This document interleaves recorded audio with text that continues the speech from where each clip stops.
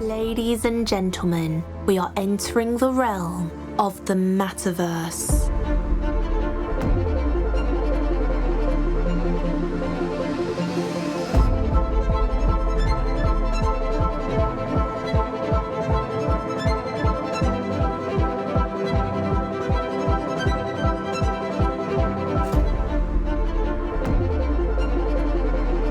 Please welcome to the stage Dr. Anirudha Sumant, Group Leader of Nanofabrication and Devices and Nanoscience at the Argonne National Laboratory.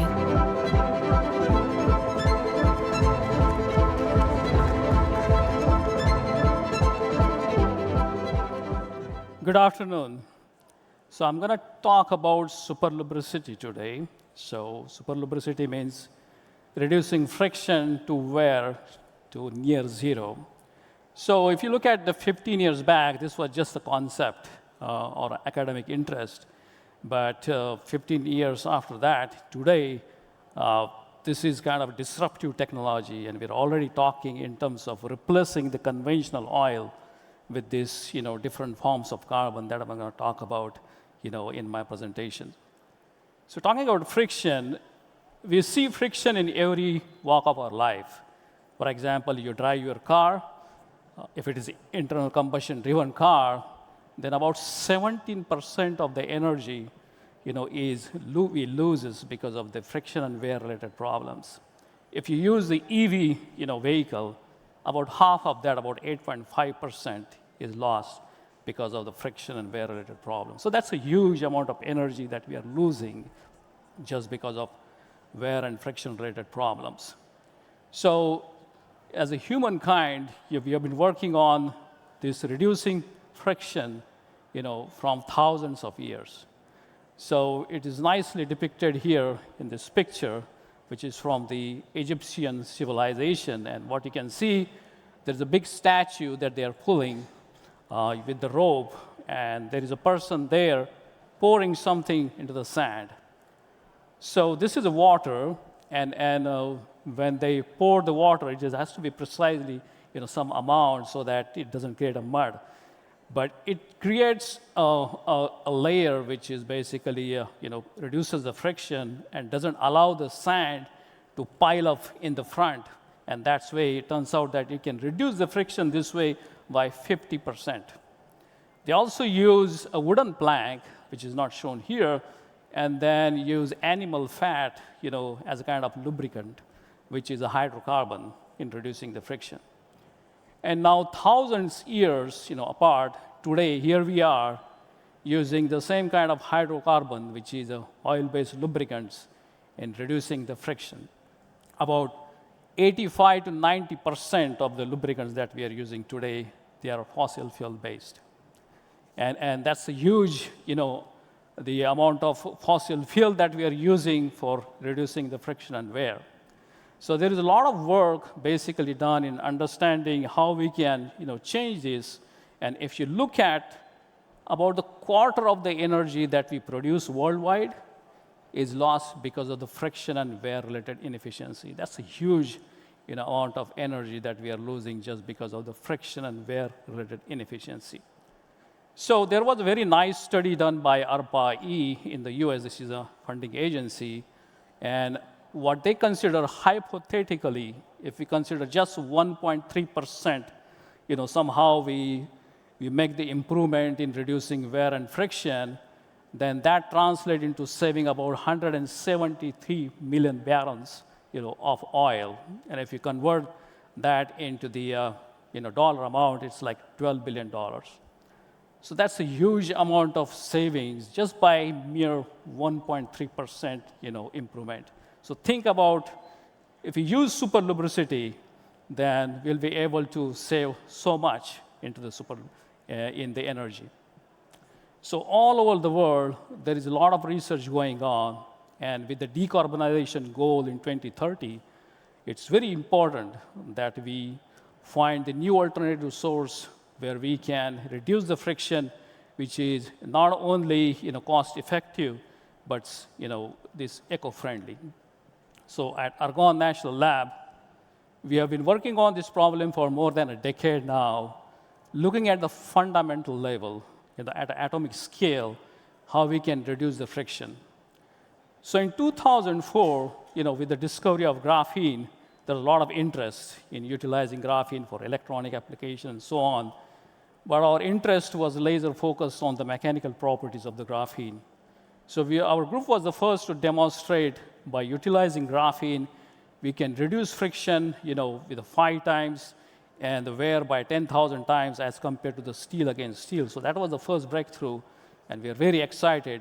But somehow, we are not able to go to the superlubricity. So when we talk about superlubricity, it's a friction coefficient less than 0.01. So if you consider Teflon as a very, very low friction material, it's like 100 times better than the Teflon. So we encounter the problem. In this case, we saw that when using friction, graphene as a friction reducer, because of the properties of the graphene, it's tend to buckle, the scrolls at certain high contact pressure. So we came up with nanodiamond as a supporting, layer, so that we can, see the superlubricity. And there we are able to see first time the superlubricity when we combine graphene and nanodiamond together, and that was a really game-changing solution where first time we were able to show that we can see the superlubricity, at an engineering scale. So the way it works is very, very interesting. So what you see, the brown ball is a nanodiamond. It's just 2 to 5 nanometer, in diameter. And this carpet-looking thing that you see is a graphene. So these nanodiamonds are produced by using a detonation method. It's a very cheap method to produce these nanodiamonds this way. And then their surface is messy, lots of dangling bonds. And the graphene edges are reactive, so they try to attach to these dangling bonds. And during this wear friction, it forms this nice, beautiful, nano scroll that acts like a kind of a nanoscale ball bearing and reduces the friction down to near zero. We also look at this on a supercomputer through the molecular dynamics simulation. And you can imagine thousands of these nano scrolls are forming. And once these scrolls are forming, basically, they're reducing friction to near zero. Although it came with a caveat is that it works mostly in the dry nitrogen atmosphere. So we had to work on this problem throughout these various years. And what we came up, it was a library of lubricants, including different combination of 2D materials with different nanoparticles that can work in any kind of environment at a high temperature, at high contact pressure, and even in the vacuum or in the space environments. So one of the applications that I would like to mention here is in the automobile industry. So the stamping is used in every car. So every car that you see on the street today, about 44% of the parts are metal stamped, the hot stamped. So depending on whether you drive a sedan or you drive, SUV, there are different kinds of alloy, aluminum alloy or high boron steel, and they get stamped at different temperature from 230 degrees Celsius to 970 degrees Celsius. And they have to use different kind of lubricants. So for lower temperature, they use oil, and at high temperature, they use some oxide solutions. The problem is that once they do the stamping, they have to remove this lubricant, and that adds basically the cost, as well as they have to use some kind of different hazardous chemicals that are not good for the environments. So what we came up with the solution is to use these graphene-based lubricants, and for the first time, we have shown that it can reduce the friction. Not only that, but it can improve the mechanical thinning by 40%. So that's a huge, improvement in the metal stamping process, and that directly translates into the productivity, as well as able to stamp at all these different temperatures using simple lubricant. And this lubricant can be removed easily just by water spraying.